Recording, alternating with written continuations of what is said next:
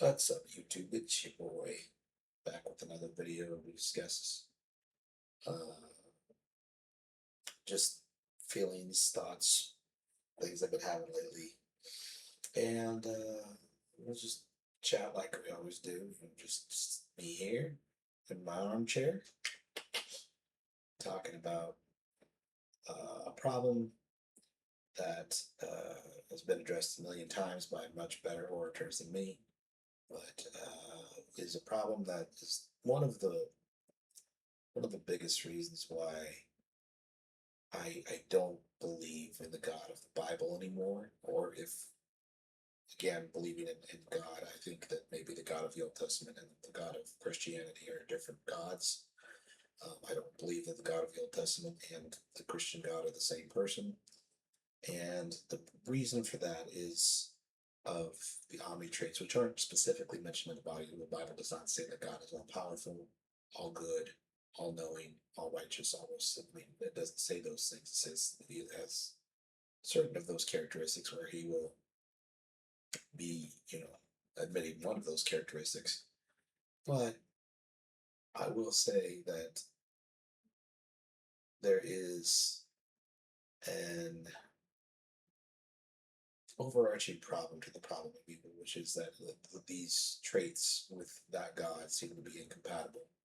The wanton destruction of humanity and the uh, often cruel things that he subjected his own people through to through and to just don't line up with a God that is all good, um, even for an infinite amount of time, which most people claim that God is infinite. If obviously, if he has lived that amount of time, then this particular chain of events is nothing compared to eternity, obviously.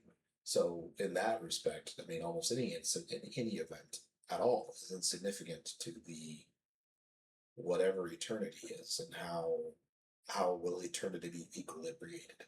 So, just like in a timeline, we have certain events that kind of mark, besides the years, we generally have certain events that mark milestones of events as they occur, and a timeline fashion is how a lot of us like to think of things. I like to think of things in a very linear state of being because I'm a linear creature.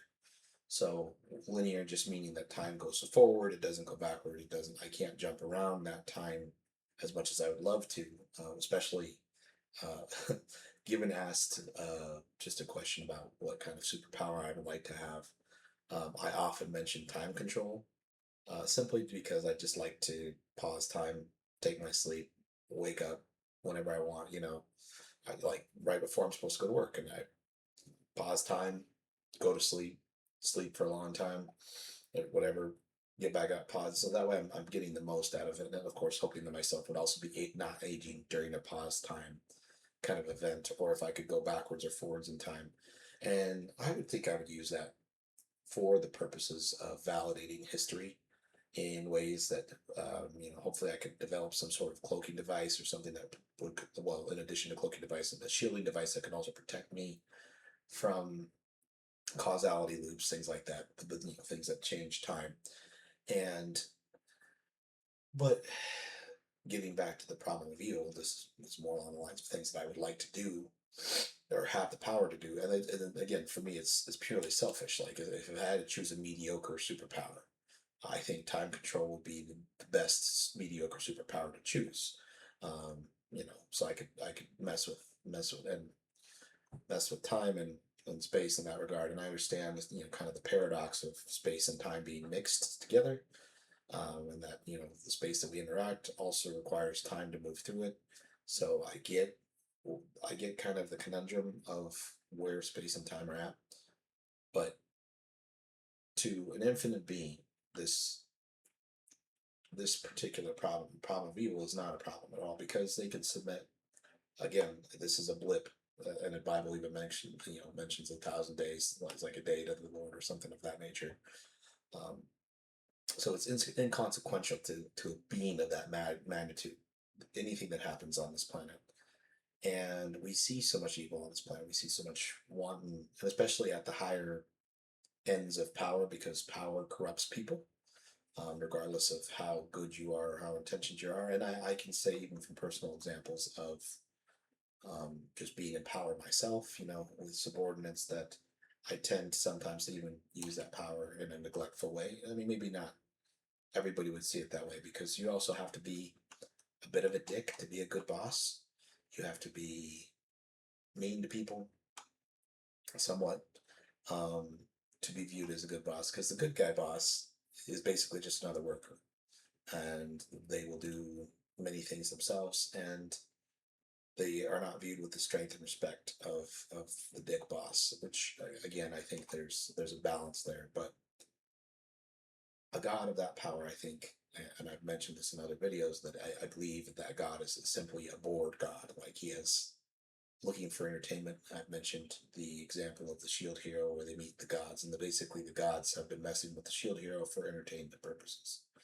They've been messing with his life, messing with all his, putting him in a world that is set against him, until he changes it based on, the truth of his being, that he is at his core, he's a good person, but he does things kind of unscrupulous ways, certain ways to try and, to survive.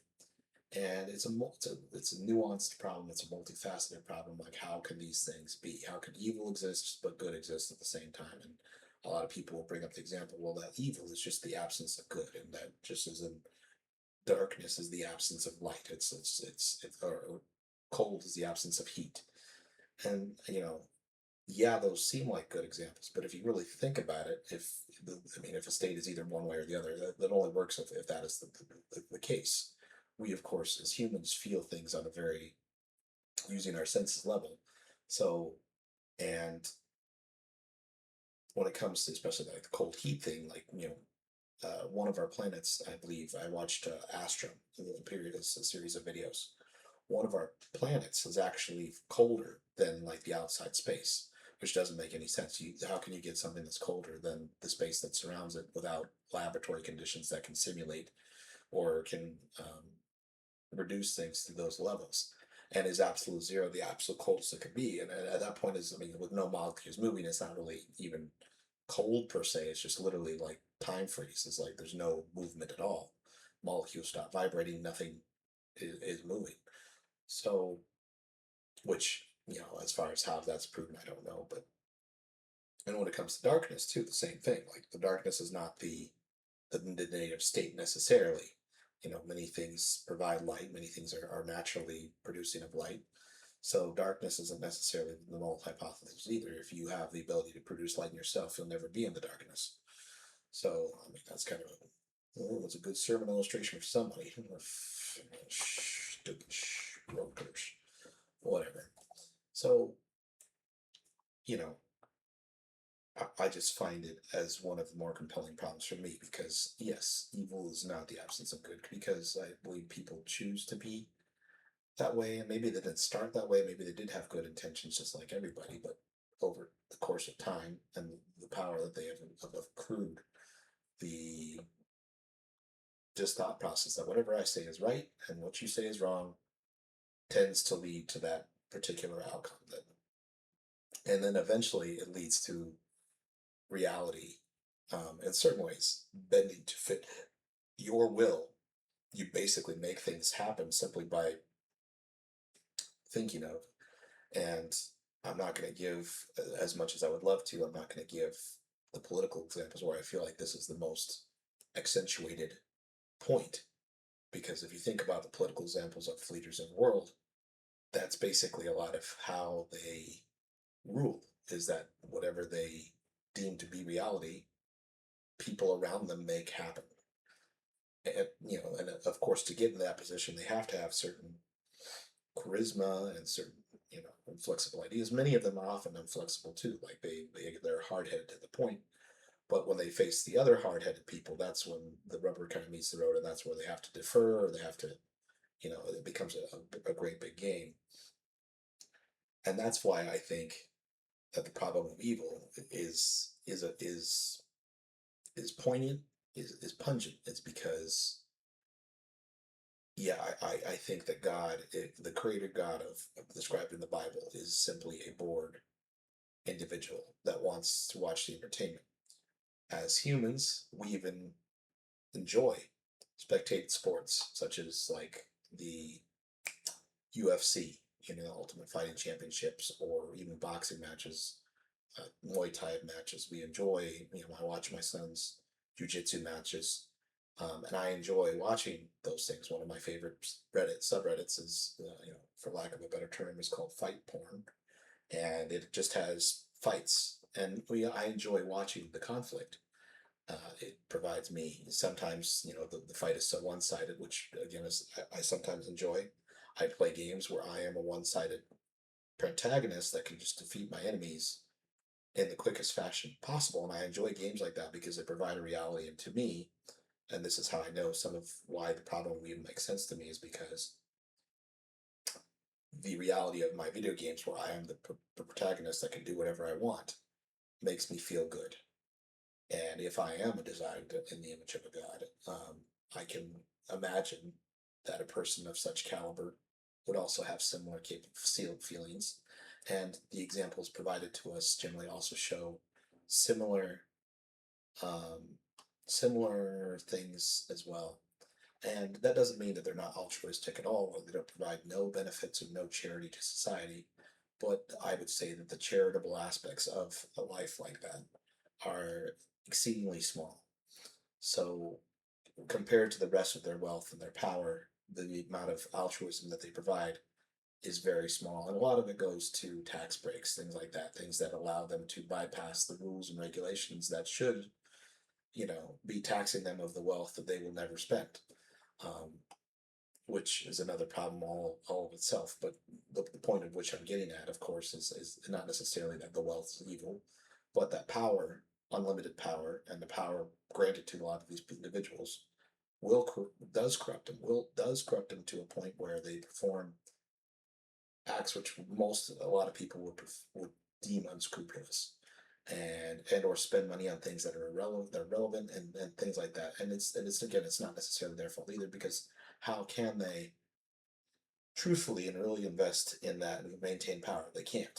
Once the wealth is gone, the power that comes along with it, which is the main driving force in this particular reality, is wealth, um, goes with it. The people who have the most wealth are the people who are in power, and they will remain in power because wealth can buy many things. Wealth can buy the power that it. And again, I understand. I would like to be wealthy to the point where I don't need necessarily to worry about my wealth. I would like to just, live in the type, as I've mentioned over and over again, in a Star Trek world where my basic needs are met. Replicators, space travel, things like that. I can do those things, and the need for money is gone because of replicators. So we don't need money because we can just replicate whatever we want, whatever we need. And obviously, I would like to live in a society like that, where needs are just met, where wealth is just made known. But obviously, it's not the society I found myself living in. It's not the place that I found. So it's not. I'm not in my ideal reality.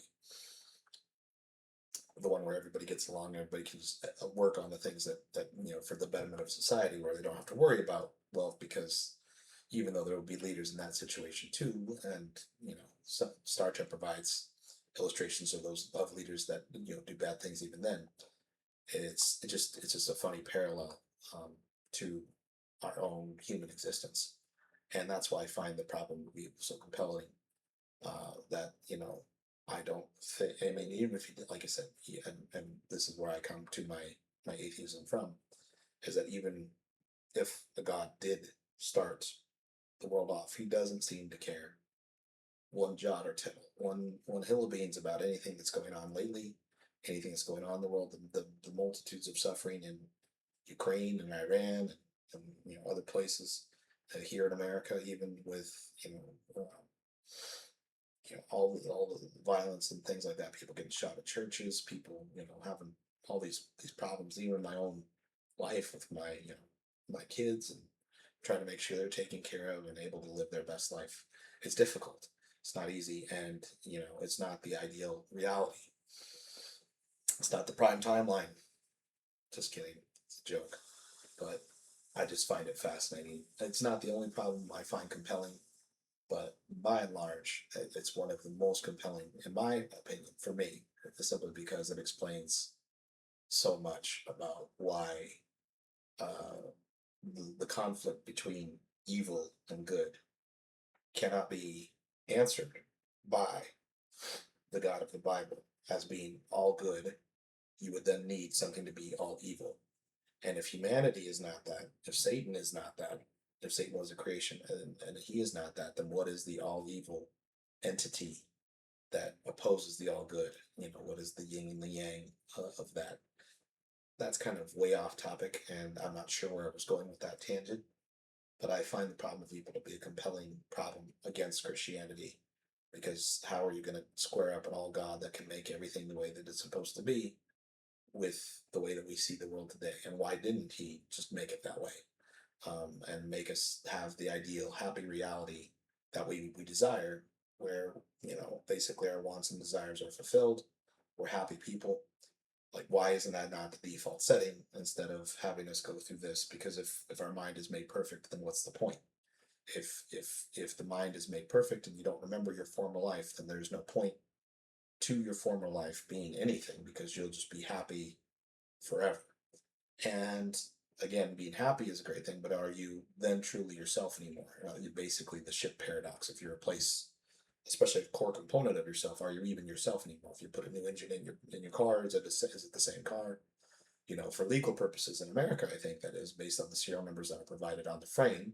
But I guess if you change the frame of the plane of the aircraft of the car with different parts or well parts onto it, eventually, you know, is it a brand new ship, or can it still be called the same ship if everything is brand new?